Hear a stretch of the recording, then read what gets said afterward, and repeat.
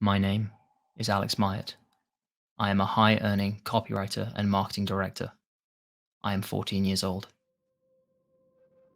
I believe in taking care of myself in a meticulously curated daily routine. On a regular day, I wake up at exactly 4:45 a.m. to the gentle vibrations of my sunrise simulating alarm clock.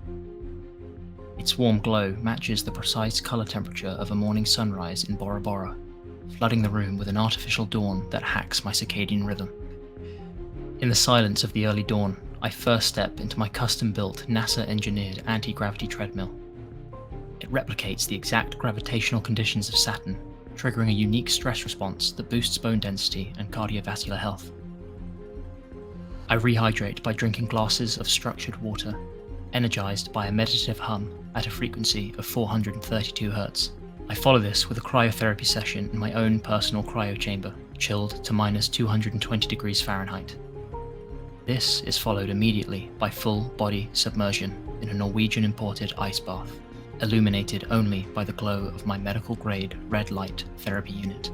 This is proven to accelerate cellular healing and of course improve my mood. As for my morning diet, I consume a specially curated combination of Amazonian superfoods. Acai, what is that? Is that cocoa or is that cow? Cacao. What are all these words? Cacao nibs? Acai, cacao nibs, goji berries, and chia seeds, all blended into a smoothie that costs more than most people's cars. The antioxidant level in my bloodstream is off the charts. I use a Japanese charcoal-infused toothbrush, deliberately brushing each tooth 76 times. I carefully select my outfit from a walk-in wardrobe, organized not by type of color, but by the relative alphaness I associate with each garment. Throughout the day, I will take periodic 30-second breaks to sunbathe my perineum. Exposing my butthole to UV light allows me to maximize vitamin D absorption, bolstering gut health, and charging my energy levels. I begin my work by staring at a blank, black screen, willing the words to come alive with my mind. When I do begin writing, I keep my monitor off. I type at 230 words per minute. I never edit. I never has any typos. I only need to write for 7 minutes per day, for which I am paid $6,000, plus equity and royalties. In the reflection of my MacBook Pro, I see a well-tuned, highly efficient machine of a man. I experience no fear, joy, or passion. My copywriting routine optimizes me purely for intense, money-making performance. I am Alex Myatt. I am 14 years old. My lifestyle is the only way to get rich as a copywriter.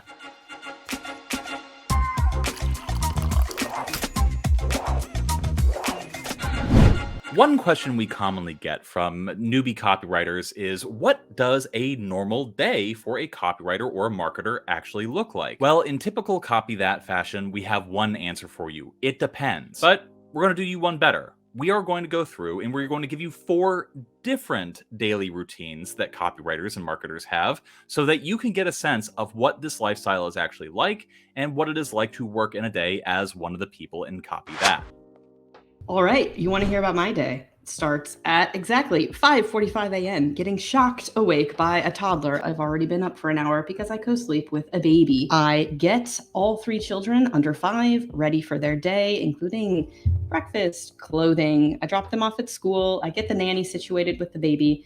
Finally, I am able to sit down at my desk. In an ideal day, these are the 3 things that I am doing as a copywriter and as a writer. First thing, I am sitting down and I'm spending 15 to 20 minutes looking through the financial news. Why do I do that? I want to inform myself on what is on my target audience's mind. What are people who are following financial news seeing? What are they reading? What are they hearing? The second thing that I'm doing is I am looking around the internet, trying to find a good piece of working copy to study. If you are a freelancer, you don't know where to look for this, a good place to start is to pay attention to advertisements floating around on the internet. What you really want to do here is pay attention to the copy that companies are putting ad budget behind, because there is a good chance that it is actually worked and it is worth studying. And then the third thing I try to get done within that very first hour of the day is to actually start on the most important writing elements that I need to get done for the day. I already have a laundry list of things that I personally need to get done. But if you are just starting to form a routine for yourself as a copywriter, you could give yourself a prompt that you want to get done for that day. Maybe it is to, write your first draft of an email, write a Facebook ad, begin writing your landing page. That is ideally how I would start my morning. But I have to be honest, I am a mom. I have 3 kids under 5. And realistically, my days are insane. Many times I have to get away from the house because I work from home and I spend all day at home.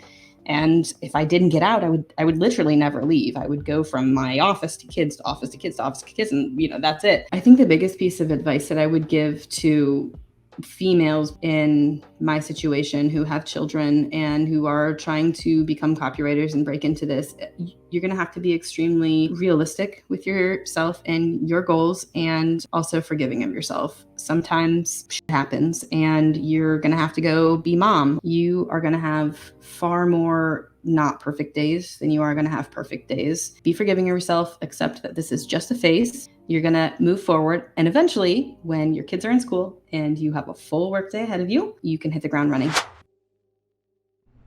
Life at a brand agency is pretty chill.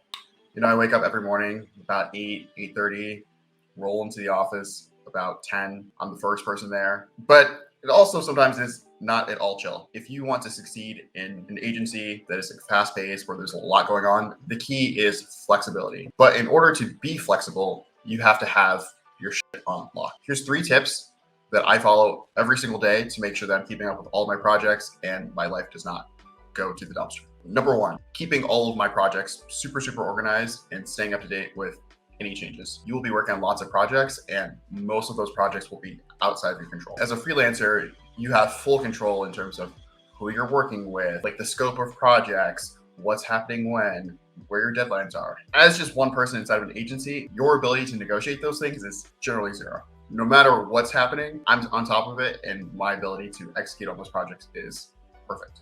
Number 2, helping out your coworkers with their work whenever you can.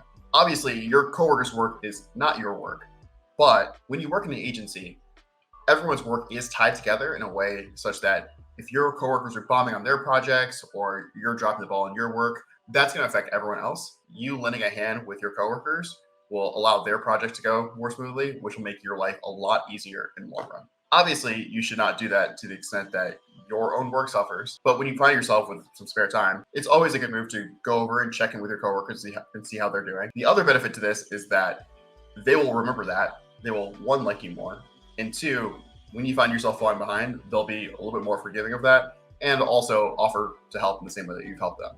That reciprocity goes a very long way. The last thing is protect your time at all costs. I don't have full control over my schedule at all times, but when I do have a free chunk of time to work on my copy, I protect that time with a knife. Because I have so little free time, it is so important that in those small chunks of time I get, I am super efficient, I am super on task, and everything that needs to get done is getting done. So being very protective about your time helps you get way more done in those small chunks of time that you actually have. Alex Hormozy, good dude, seems very smart, very on top of stuff, believe in a lot of his stuff. He talks in his videos about how you don't want to be a slave to a morning routine or a slave to a routine whatsoever, because that ultimately makes you a less effective, less nimble person. Alex Hormozy doesn't have what I have, ADHD. I, with Lindsey, manage 3 or 4 other businesses, and I'm the chief editor and analyst for a financial publishing company. I'm writing copy. I'm writing YouTube scripts, and on top of that, I'm also a dad of 2 kids under 3. So my brain is perpetually scattered amidst the stars. One of the things that I've discovered over the years is that if I don't have a routine, I'm completely off the road. I get nothing done. And so one of the things that I do every single day when I wake up, first thing that I do is wake up around 6 to 6:30 every single day. And usually what I'll do is, as I'm like going through my morning hygiene routine and stuff like that, getting a meal into me, I'm checking email, I'm checking Discord channels, I'm answering people's questions, I'm responding. I'm trying to get as much administrative done as I can on the side of like doing my morning routine stuff, so that I don't have to think about it. Part of my morning routine too is also like getting a workout in. I found that if I don't exercise at least once every single day, I'm completely off the rails and unfocused for the entire day. Usually by the time I'm about halfway through my workout, my wife and my 2 kids wake up. She helps them get through their morning routine. I try to help her along with as much as humanly possible. I'll help carry and schlep stuff out to the car so that we can get my eldest, my toddler, over to daycare. That's all like when I'm resting in between sets or resting in between workouts. Like I'll work out and then I'll like answer an email, or I'll work out and then I'll write down an outline for a report that I'm working on, or I'll work out and then I'll like go help my wife with something or do something domestic. One thing that doesn't exist for me is the concept of a habit. Nothing for me is habitual. I have to consciously remember to brush my teeth. I have to consciously remember to exercise, to do all of the things that I need to do, because nothing ever becomes routine. It never gets easier. It just becomes a little bit more familiar once I have a system in place. So if anything knocks me off that system, I'm kind of useless for the day. By the time I'm done with all that, all the admin stuff and all the domestic stuff that I do in the mornings, it's usually between like 9:30 and 10:30 in the morning. And that's when I usually get to my office, this particular seat in here. And I try to get all my writing done for the day by about noon. And if I have a lot of writing to do, I have about 30 to 60,000 words that I'm responsible for delivering every single month. That's like a book length of material every single month that I'm on the hook for. There are days when I can't take breaks. Sometimes I will get so hyper focused on what I'm working on, I'll forget to pee. That's a typical day for me. We'll get to the later part of the day and I'm completely freaking fried. I can't think of what like a single other word to put onto the page. And that's usually when I'll pivot to like some other like spreadsheet material, analysis material, research. I try to like have all my research done and sort of queued up and in my brain for the next day, usually in the afternoons. But again, like sometimes, life doesn't allow me to do that. And if I have to really hunker down and work on something, sometimes I will, skip meals. I will skip dinner. I won't sleep. I'll just stay up and keep writing because deadlines are a thing and you have to hit them. And that's not healthy, but that's typically how I end up working for 12 to 16 hours every single day. The days when I'm kind of caught up with stuff, I will take breaks for meals. I will take breaks to like go spend time with my kids. I like spending the evenings with my family. That's important to me too. But yeah, like for me, my daily routine as a copywriter is pretty hectic and it's pretty stressful. If you are the type of person to have similar characteristics to my brain, 3 things that are really going to be helpful for you are: 1, find some kind of routine that you can just put part of your day onto autopilot. While it is not going to be easy for you to remember to do all of those things, just having that protocol, that sequence of things that you just remember to do consciously and then step through and force yourself to step through, that's going to make your life a whole lot easier. The second thing that I would recommend doing is finding some sort of physical or like self-care activity that you force yourself to do every single day, because otherwise you are going to burn out. Like that's just inevitable. The third thing is definitely find some sort of way to prioritize your work. Because if you have ADHD, one of the things that I found is that the thing that is due 3 months from now that isn't super important but seems kind of interesting is going to be way more higher in priority for my brain than the thing that is like really boring but due today. And that is my routine as a copywriter. So I'm going to describe my routine in one word, which is firefighting. Or is that 2 words? Or is it a hyphen? Which would be 1 word? Anyway, I do a lot of stuff. The first thing to say is that I am a copywriter, a copy chief, a director of marketing, a head of sales. I do a lot of stuff broadly within one company in-house. I also run my own e-commerce store. I also consult for businesses. So you can already tell my day is going to be quite full. In terms of what I actually do and what that looks like, how it translates, this is how it goes. So I wake up at 5 every morning. I recently have started exercising, which is something I genuinely put off for about 4 years because I was just focusing on work and copywriting. So I'm glad that I can do it now. Then I have a very, very quick breakfast. I will do kind of 15 minutes or so, just kind of prep my day. I do a priority list every day of what are the things I'm probably going to be doing that day. Not as structured as Sean's. I actually prefer Sean's version, but I just haven't yet worked that into my routine. I just kind of write down, like, I know that this is coming up and I need to do this and this needs to get done.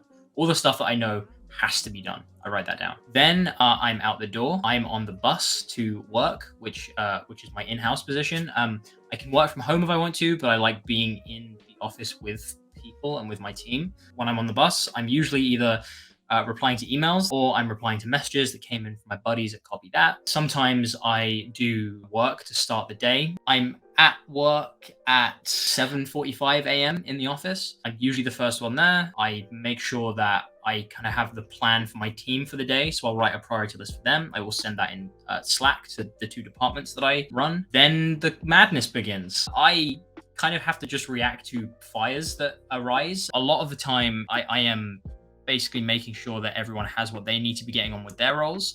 And then I also need to cram in my own copy work into that. I like often reserving big sales pages for myself and email sequences and things I know a lot of people are going to see. I have to weigh up training copy juniors as well, and then also salespeople for things like cold outreach and lead gen. So there's a lot that goes on there. I'm not going to go through every single thing that might happen because we'd be here for a while. But that is in a health tech company, which is my main role. And then I usually finish between 6 p.m. and half 7 p.m. depends. I'm always working at least kind of 10, 11 hour days just in this role. Oftentimes it's kind of 12, 13, 14 hours. I think the longest stint I ever did was 6 a.m. to like 7 a.m. the next morning, just like literally just being there because there was so much stuff I needed doing. You don't have to do that, but I like doing that because it occasionally, not every day, Jesus, no way, but like it's fun. Back on the bus, usually takes me an hour and 20 minutes to get home. Same routine there, I'm doing all my stuff.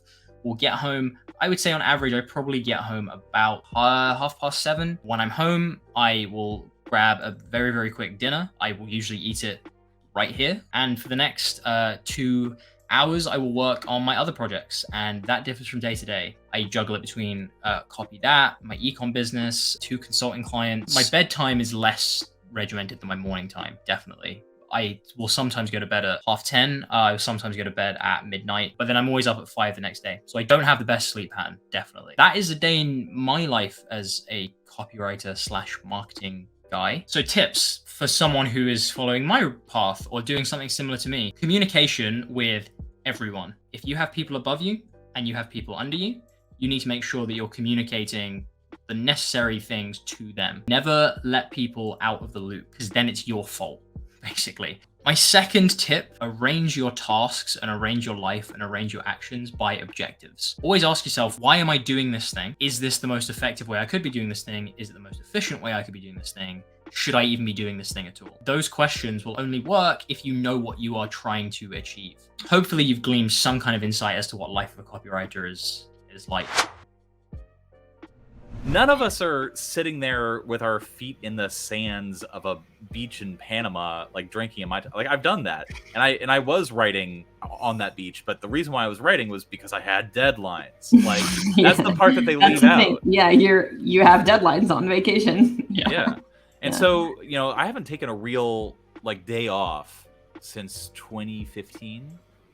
That's for a lot of people that's a turnoff if they want to get to the higher levels of this particular weird business that we're all engaged in. And there are plenty of copywriters who have much easier days than we do, but the reason why we get to be on a show and speak eloquently about matters involving copywriting is because we work so hard and we feel the newbies nipping at our heels, so we have to like keep working harder than them.